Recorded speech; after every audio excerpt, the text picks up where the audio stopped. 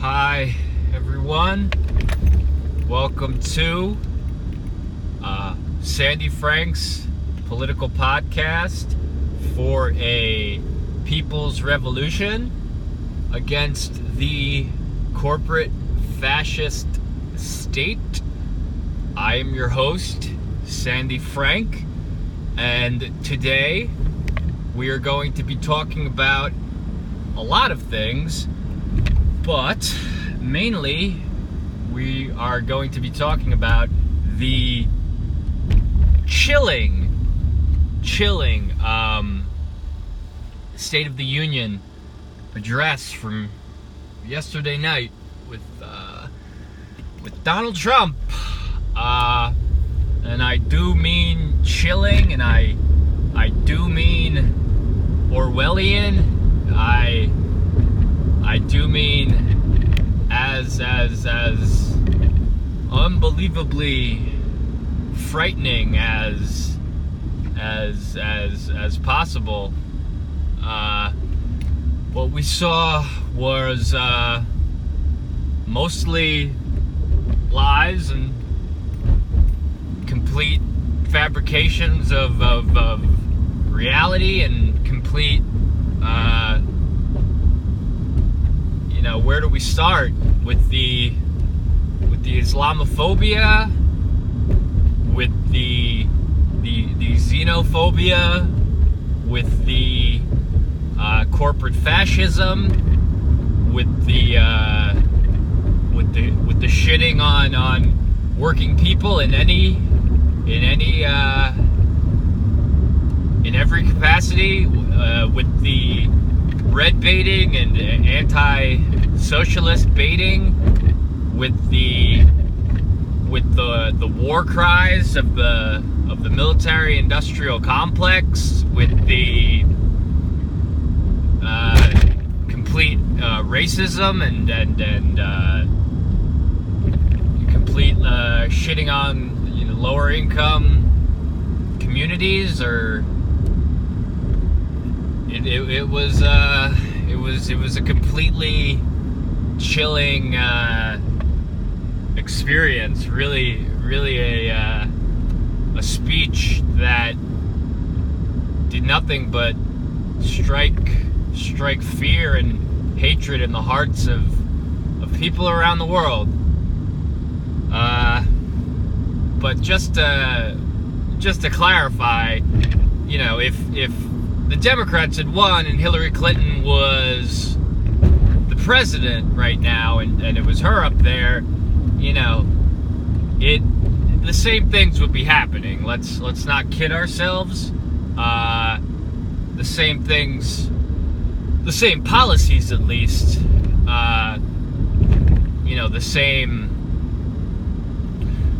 the same pro-corporate, pro-war, pro-death,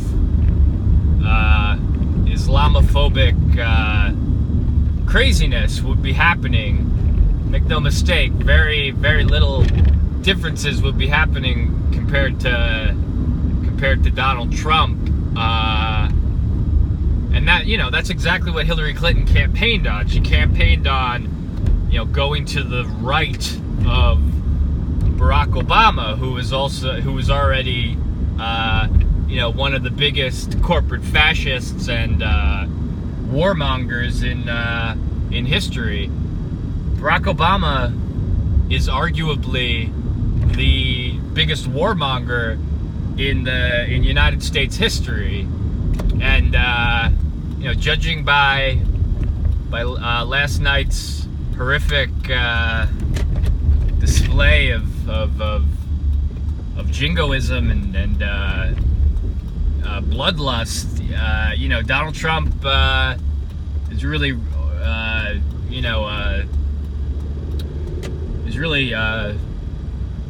wanting to really take up that mantle over Barack Obama, to be, Donald Trump is on his way to doing what exactly Barack Obama did, which was to be at war and to be bombing people and to be killing innocent civilians every 20 minutes. for 8 years, Donald Trump is on his way. Donald Trump is on his way, and you know, last night was nothing but a reassurance to the corporate fascist state that you know, and to the deep state that, you know, Donald Trump is on their side. Donald Trump is going to be doing everything that the corporate fascist state wants him to do, and of course, you know, we knew, of course, Donald Trump would be, of course, doing all this and all of his campaign rhetoric, just like Barack Obama's was a complete lie. Nevertheless, just like Barack Obama, so many of Donald Trump's fervent supporters are going to be with him every step of the way. Let's make no mistake. But you know, the big difference here now is our ability of the quote unquote left to actually create an anti-war movement, an actual revolutionary movement against the warmongering of the entire United States and world government. But you know, last night we really saw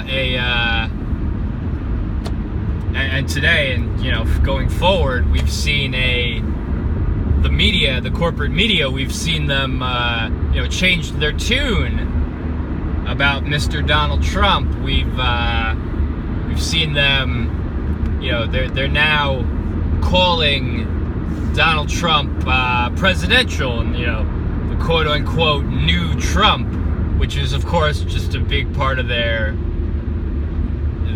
agenda, which was, you know, they didn't expect Donald Trump to win, and they didn't want Donald Trump to win, but they had stoked such hatred on one side of the partisan corporate divide to hate Donald Trump so much. So of course, when Donald Trump won and was of course going to continue all the corporate fascist policies of Bush and Obama, you know, they couldn't just come out and say that, ooh, Donald Trump is now normal and presidential and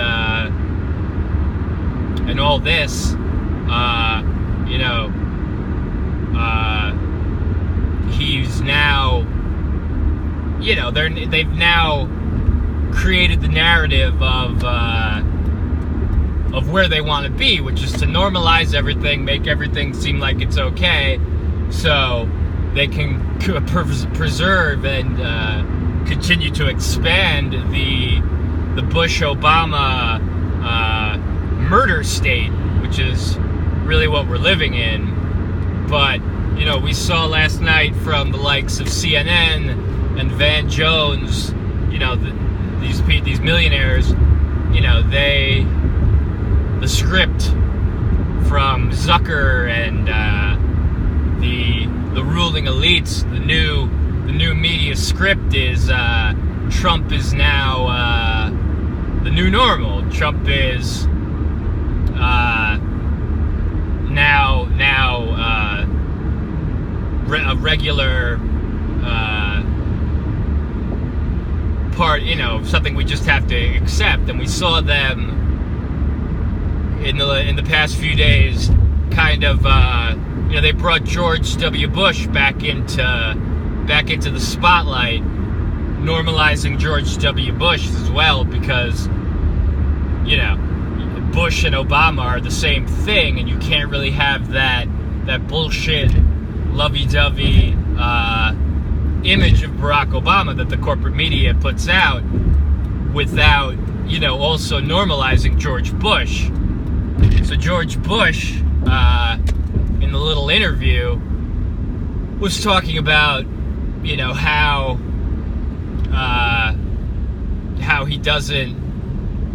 he's not okay with some of Donald Trump's rhetoric regarding race, regarding the media, these things. And of course, I'm not going to go into George Bush's or Barack Obama's crimes, but yeah, these two people are some of the biggest criminals in the history of the world. Honestly, they're both responsible for the deaths of millions, the surveillance state, and of course Bush with Katrina and all this. We're not going to go into them now, maybe later in the episode, but you know, since that, we've now seen, you know, Donald Trump gave a speech and he spoke in complete sentences that he didn't call anyone a bad hombre or a nasty woman, or, you know, all the stuff that George Bush was criticizing him for during the campaign.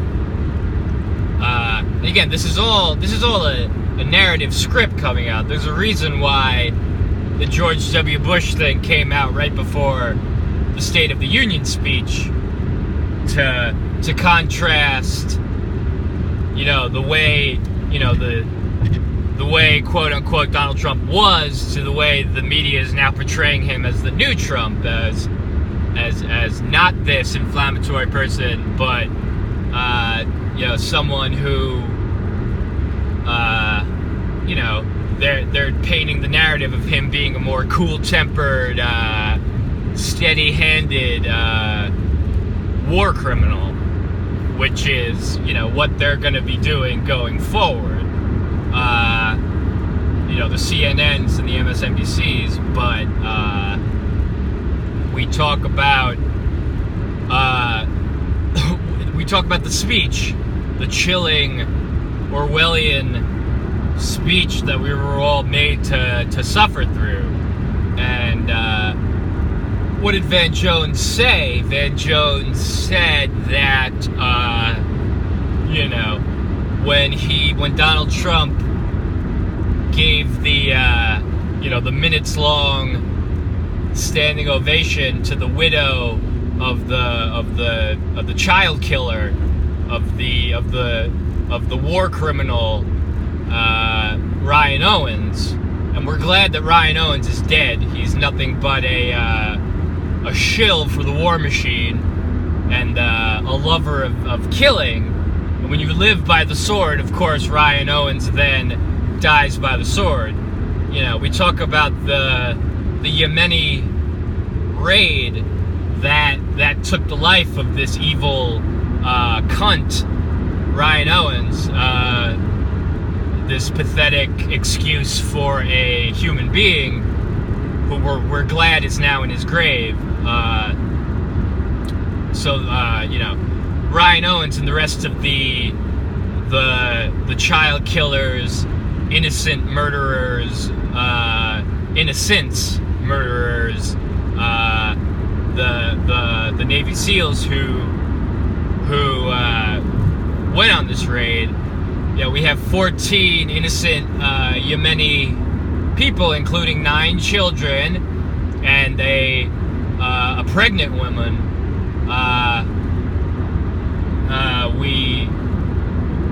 We see that, you know, Orwellian standing ovation for his cunt wife, his cunt widow, actually, who would actually go to the State of the Union and accept a standing ovation when your little dead hubby was responsible for the deaths of 14 innocent people, including 9 children. So we're glad RyanOwens is dead, and with our People's Revolution, we're going to try everything we can to make sure that Donald Trump and his elitist ilk and those who support them, you know, follow him as quickly as possible. But we talk about, you know, we talk about this Yemeni raid, and we see the young girl, the 8-year-old Yemeni child. I'm not sure if she was Yemeni, but the sister of the 16-year-old who was killed along with their father under Barack Obama. All right, so we just want to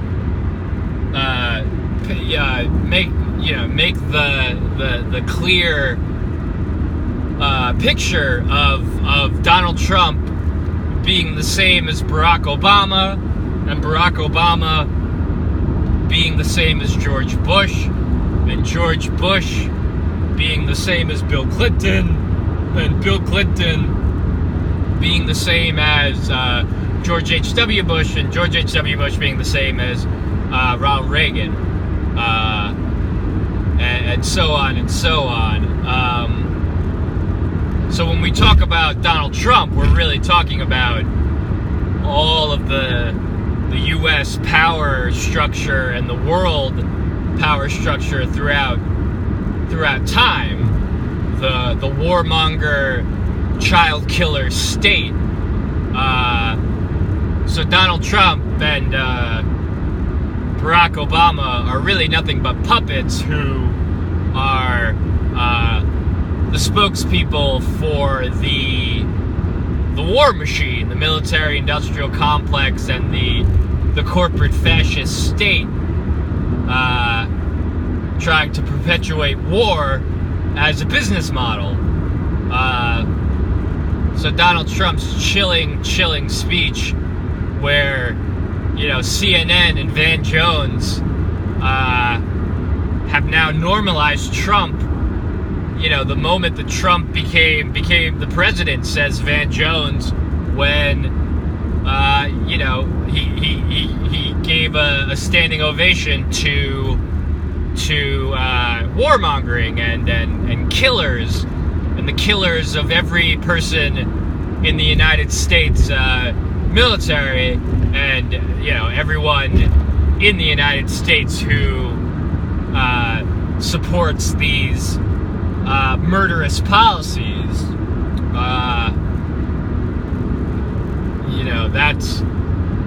That was one big part of the speech, but this speech that they're now pushing as the new normal, just nothing but complete lies. I really didn't hear Donald Trump say anything that was truthful during that entire speech. Everything was just lies and sensationalism about Islam and about immigrants and refugees and lower income communities, and about socialism, and about women and the LGBT community, and healthcare, and the economy. Just nothing but lies in the service of the corporate fascist state and nothing else. And he just went on and on and on for an hour with nothing but absolute complete lies. And we saw the quote-unquote resistance of the corporate Democrats, who they put on their little show as well of pretending to resist this mania in any type of way. Of course, we had some of the Democrats, or at least female Democrats, talking about how their brand of resistance is wearing white, and this, as if this means anything, and as if these people aren't just as culpable as Donald Trump and the Republicans. They're not. They are equal. This is one party and one state that has one goal, but to distract and keep the power with the corporate state. So, you know, the half-assed democratic resistance, you know, people not clapping, people booing, people wearing white, people this and that, you know, and of course, this is no real form of protest. This is all a happy little narrative, you know, playing, you know, the Democrats' quote-unquote resistance. You might as well just be playing an episode of Downton Abbey and pretending it's news, you know, with these fake-ass bullshit Democratic warmongers who, you know, did nothing but perpetuate the kill state for 8 years under Barack Obama. But unfortunately, you know, it works. When the Democrats, the corporate Democrats, have control of their side of the partisan corporate media, you know, you brainwash a lot of people with it. You brainwash the Jen Kirkmans and the fake resistance and all this. You know, of course we see, you know, we saw in the crowd Debbie Wasserman Schultz and Keith Ellison, two corporate fascist warmongers. Watch out, vehicle stopped on shoulder ahead. You know, we saw, you know, those two sitting next to each other should show you what the resistance is worth, which is absolutely nothing. And that goes for Bernie Sanders as well, not just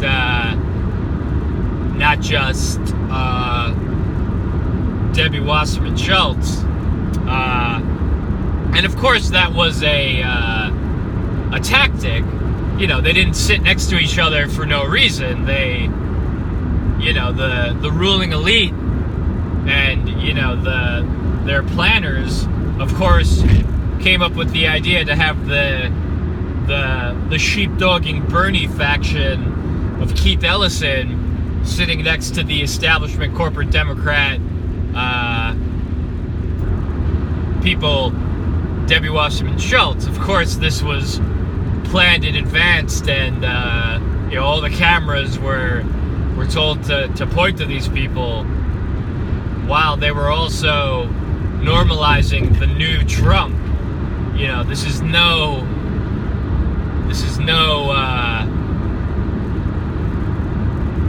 accident, of course. But yeah, we see our government and our democracy has been completely stolen from the people, and we have nothing but a cosmetic corporate media that serves one function of propping up this corporate fascist state. You know, and even since Keith Ellison lost the election for chair,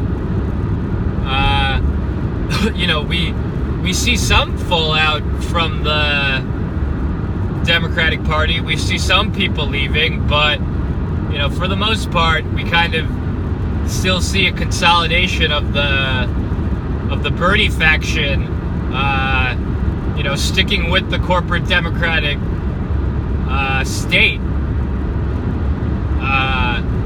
And we see people like Bernie Sanders doing nothing but damage control, and we have Bernie Sanders, who wasn't even given the ability to be the counter for, you know, the rebuttal to the State of the Union. We of course see this ridiculous former governor in you know, an episode of Twin Peaks, doing nothing but, you know, spinning folksy yarns about how we're stronger together and all this nonsense. You know, Bernie Sanders had to go to fucking Facebook Live to even be able to give his rebuttal. And even then, we just see the danger of Bernie Sanders. We see the danger of him giving all of his brainwashed supporters, all of what they want to hear, all the happy, slappy, fucking pretty language, while continuing to sheepdog people into the Democratic corporate state. Bernie Sanders is just as bad as any of these people. Bernie Sanders is just as bad as Donald Trump. Bernie Sanders, for what he's doing, he is as dangerous as Donald Trump and needs to be treated as such.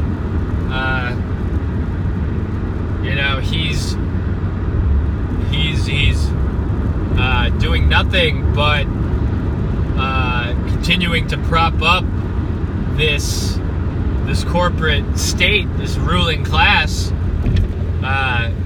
because he is, in essence, this DC insider at heart, someone who has been in Washington since the 1980s. Jesus Christ.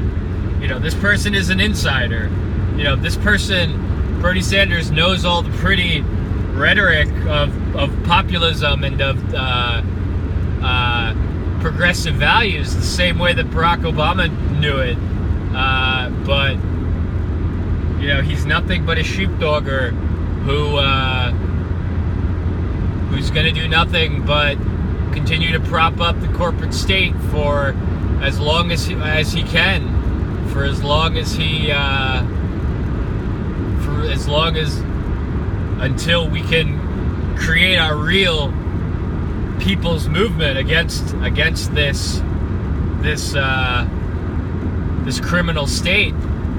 So we continue to plan and organize our people's revolution and find ways to counter the kill state, counter the murder state of the corporate establishment. So we want to talk about bringing people together. We want to talk about, not just having a movement of socialists and communists and progressives and leftists, but having an actual people's movement to get our democratic republic back for the for the purpose of installing a communist state. So we want to talk about people on the other side of this political spectrum who are proposing the same things as us. And I'm talking about people like Ron Paul and people in the libertarian movement, people in the anarchist movement, people in even the conservative movement and the liberal movement, who are also millions and millions of them, who are also calling for this people's revolution against rampant corporatism. We want to talk about creating a people's revolution for all of us, flooding the streets with bodies and flooding and not just flood it, but coming up with strategy to shut down and turn off the corporate fascist system, and bringing the 99% of people to counter the establishment, and to also find ways to get people to unbrainwash people who are so zombified by the partisan bullshit narrative from the Democrats and the Republicans. A lot of these people Democrats, Republicans, or whatever, and independents who still go with this narrative lie. We want to get as many people as possible into our movement against all of the hate and the nonsense we saw last night. So what are some of our first steps? And of course, we've talked about all these things before on this program, but how do we begin, or how do we continue this movement? We've talked about organizing a people's summit and organizing a concrete organization and coming together to create a manifesto for the things we want, for our demands of the corporate state. And again, why do we want to do this? Why is it so important for organization before action? Why is it so important? Because the same thing that happened to Occupy Wall Street will happen to us again. Sorry folks, some crazy fucking drivers. Crazy drivers. Good God. Why is it important? Let's look at Occupy Wall Street. Occupy Wall Street was a movement that came together without organization, without a concrete list of demands, a list of grievances, and because it was kind of this amorphous movement with a lot of different factions that didn't have I mean, of course it had specific, of course it did have goals, but because the organization was corporately funded, there was really no real concrete action, just besides massive protests. But the media and the corporate media was able to look at this movement and say that they didn't know what they were talking about, and they didn't have any real ideas, and they were just a bunch of whining babies, and they didn't really know how anything worked. And that corporate media strategy succeeded. Occupy Wall Street was, to the most part, disbanded and then broken up and then scattered to the wind. The bullshit presidency of Barack Obama just went on and on and on and on and on. But so what we want to learn from these mistakes before we go forward in shutting down the corporate state with massive civil disobedience. But the first step is organization, and the first step is not just organization with progressives, but also extending the olive branch to the anti-establishment anarchists, libertarians, conservatives, independents, and all different ideas, and all different alternative parties too, as well. Again, I believe that the people like Jill Stein and Ajamu Baraka and David Cobb of the Green Party, we'll just use the Green Party of example. I believe they're great political activists, but where I will disagree with them and the Green Party is, just trying to get people from the Democratic Party into the Green Party. Now it's not really what we want to do.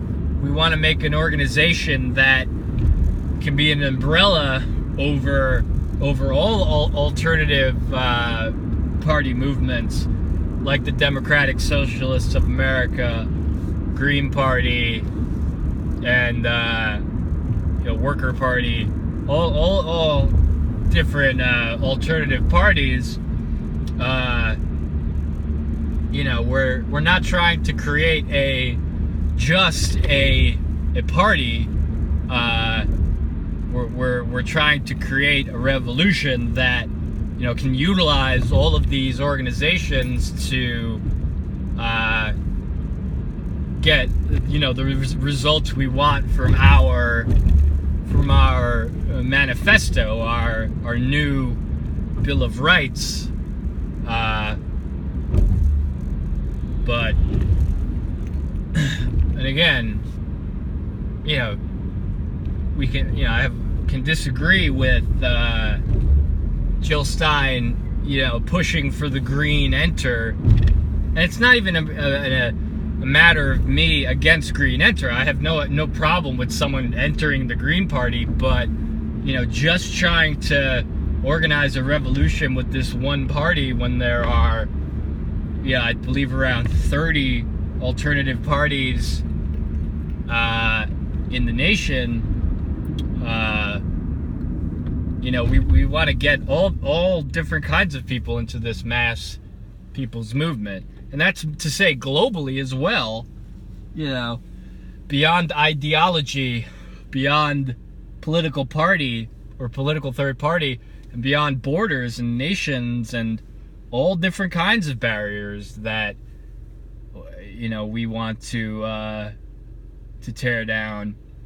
And believe me, if we make this a global people's revolution, especially as socialists and as leftists, we'll have a lot more power and ability and people interested if we make this a global movement. If we extend it to Latin America, Central America, and Europe, and Asia, and Africa, and Canada, and all over, and Australia. Folks, as leftists in the United States of America, we've been made by, the corporate establishment has run a lifetime-long smear campaign against leftist values. As leftists, and as serious leftists for revolution, we need to be starting a global movement. This is where our real numbers are, and not to say that there aren't plenty of right-wing people with good ideas around the globe. There are, but as progressives, we need to understand that there's been little to no leftist victory in the United States of America, and there has been at least some in places outside of the U.S. It's definitely important for us to understand that this is not just happening in the U.S., the corporate state. It's happening globally. And when we talk about globalism, we're talking about corporate fascist globalism. That's what's happening. The corporate elitists have their hand in every government in the world, and every part of the globe. They have their dirty fingers, and the world is just waiting for there to be some sort of awakening in the United States, an awakening to what's always been happening in this country. But for as long as the United States has been really one of the ruling powers, which is, of course, for the last 100 to 200 years, and since the United States has been really the number one superpower, which has been 100 to 50 years, or give or take.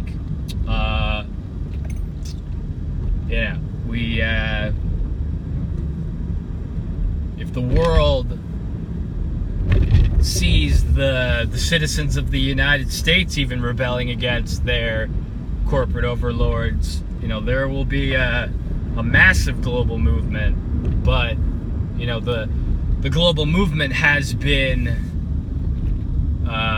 stopped, mainly by the fact that we in the United States, the citizenry of the United States, have not fought back against our corporate masters, and that's a lot to do with how brainwashed we have been in the United States by the media and by the enslavement system known as capitalism. Capitalism is really a system of abuse meant to really destroy people's lives on every level.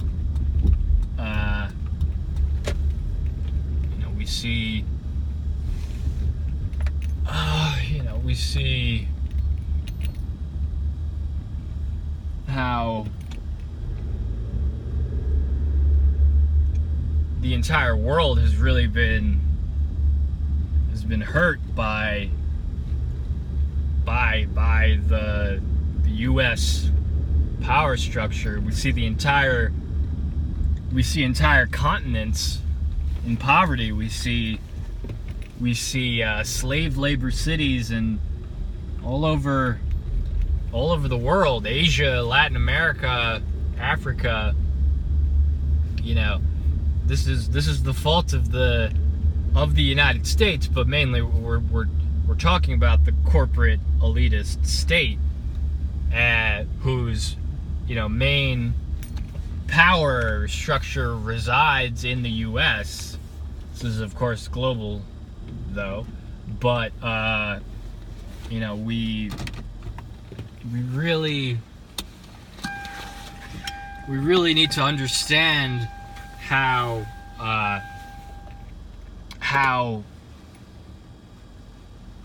this is on us in the United States to really fight back against this. This is on us as a citizenry to really demand change in any way we can demand it. Which just speaks to the importance of organization and immediate action.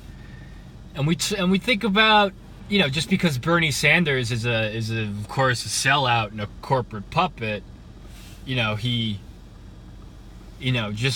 talk about Cool Hand Luke, he got his mind right. Well, when Bernie Sanders, didn't have his mind right for a little while, when he ran for president, the fact that Bernie Sanders wasn't assassinated for the stuff he was talking about, but, when he didn't have his mind right and ran for president and created this movement of millions, of tens of millions of people, these kinds of rallies and these kinds of massive displays were, a great idea. I mean, I'm not saying that Bernie Sanders invented rallies, but, on top of massive civil disobedience, we want massive organization and massive community, which is something we've touched on, but, we'll talk about this a little more. I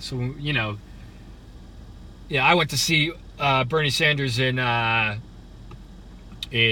Bronx in New York, and in Prospect Park, and at Coney Island, and I didn't get to go to Washington Square Park, where 60,000 people flooded into that area of Manhattan, and the media completely ignored it. I didn't get to. I was working that night, so I didn't get to go to that. But and I saw a lot of it, and yeah, but those communal kinds of rallies were fantastic. A great way to create community and to create organization and to create political action. Really, really fantastic way to go about bringing people together is what is one of the good things you could say about what Bernie Sanders did. And, you know, the fact that, and we're just going to talk about Bernie Sanders, the fact that he's not doing the same thing right now, which is, you know, going around the country or at least, you know, attempting to organize rallies and communities around the country to bring hundreds of thousands of people into one place together and to you know, talk about our people's values. And, you know, Bernie Sanders, you know, he attracted independents, conservatives, Republicans, libertarians, anarchists, all different kinds of people, not just socialists, not just democratic socialists or communists or progressives or liberals, people with all different kinds of ideas, not just even political ideas, you know, spiritual, communal, you know, all different types of belief systems and you know, what have yous. And of course, the fact that he's not doing it now should tell you everything you need to know about Bernie Sanders, you know, as a Democratic lapdog. I don't know, I just keep trying to like psychoanalyze why Bernie Sanders even ran for president, and then just went back to the way he had always been, which was to basically just be some shill to make the Democratic establishment look good. You know, before he ran for president, the only time you would see Bernie Sanders in the media was him, you know, saying something about gay rights or women's rights or race rights or what have you, to just kind of prop up the Democratic establishment as pro-gay rights or whatever, when they are in fact anything but, and just as homophobic and you know, all these other things, sexist, racist, as the Republicans. But, you know, we look at that magical time of the Bernie Sanders campaign, and it was magical. It really, that's the word I really use to describe the feeling of people who were all getting together and excited about trying to get Bernie Sanders elected. And that's what we need. That's what we need on top of massive civil disobedience and organization. We need community. We need to be brought together to counter the horror show of Trump's State of the Union and all this going down. You know, because it's about to get worse. It's not about to get better. Believe me, these corporatists have an addiction to the Bush, Obama, Clinton state that they created. And when you have this kind of addiction, you know, it doesn't get better, and it doesn't, you know, just stay steadily, you know, steady, you know, unless you're acted upon by forces that are trying to relieve the addiction. You know, it just gets worse and worse. It spirals and spirals and spirals. Any healthcare professional centering on addiction will tell you just this, that, you know, it just gets worse and worse and worse. And, you know, if Donald Trump is not the complete exemplification of the acceleration of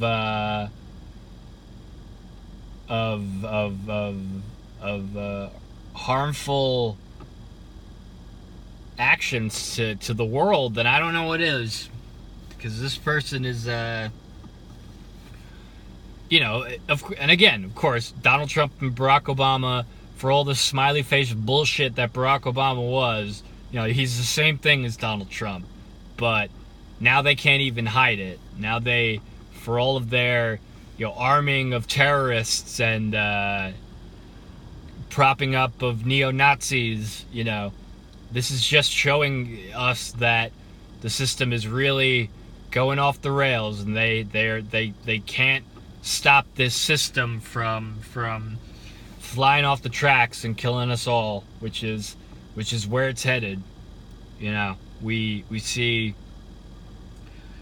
it just getting out of control. And again, we've talked about on this show how the problem is the system. Of course, there are people in the corporate elitist class who want this to stop and who want to set up a government that works for all people.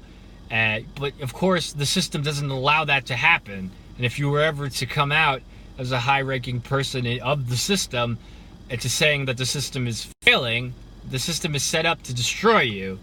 You'll lose your job, you'll lose your wealth, you'll be thrown out on the streets, you'll lose your home, everything. So the system has been created through this psychotic perpetuation to not allow people in the top to try to dismantle the system. And this is, of course, power. Power concedes nothing unless, we make demands as the people. But yeah, the system's gotten out of control. And, we're bombing children and we're giving standing ovations to child killers and monsters and disgusting people like RyanOwens, who we are very glad is no longer alive. I don't know if this person was evil. I don't know if this person was deluded. I don't know if this person was ignorant. I don't know if this person was crazy, but this person was horrible for joining a military that has been doing, not just since September 11th. This is human history, folks. And this is, the type of people the kill state attracts. Idiotic people who also have a bloodlust. But, we're glad RyanOwens is dead, and we're soon going to put Donald Trump right where RyanOwens is, which is in their well-deserved grave. But first we need organization, and we need community, and we need representation. But by representation, I'm not just talking about another Bernie Sanders who's going to lead us all off a cliff again. Representation in the form of a manifesto of our demands and our values and what we want. And we need to act quickly, folks. We really need to stop this from continuing. It has to happen, and we need to be the ones to create the change. And it's not going to happen in the Democratic Party, and it's not going to happen with Bernie Sanders the way Bernie Sanders is now. And we need to stop pretending that he's playing some chess game. We need to stop pretending that the cavalry's coming. We need to stop pretending that, some angel is going to come down from heaven and manifest the better way. It ain't going to happen, folks. That's not the way our world works. The only change we're going to get is from what we want and what we demand and what we create through political action and through civil disobedience. That's it. There's no cavalry coming. There's no Jesus on a cloud to save us all coming. I'll tell you what's coming if we don't act and we keep waiting, on the cavalry. We'll get our own destruction from that type of irresponsible nonsense, and that's it. That's all we'll get, our own demise. So, we need to organize globally, and we need to create an anti-war movement. We have to do it. Now that we have the quote-unquote left awake, and the Trump-hating left awake, before they can be brainwashed into considering Donald Trump as normal, we need to organize a movement to stop this crazy thing. Jane, Stop this crazy thing, as George Jetson would say, because we're headed for a crash, and this next one could be the end of us all. But yeah, that's about it for now. We need to organize, and we need to act quickly. But thank you for listening. Please like and comment and subscribe and share and retweet and follow and all these things. I am Sandy Frank, and I will see you in the next one.